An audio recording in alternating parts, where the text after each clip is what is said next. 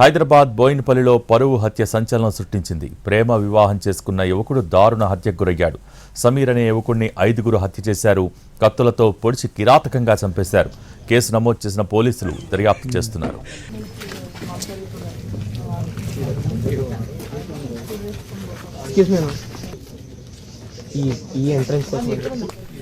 హైదరాబాద్ బోయినపల్లిలో పరువు హత్య సంచలనం సృష్టించింది. ప్రేమ వివాహం చేసుకున్న యువకుడు దారుణ హత్యకు గురయ్యాడు.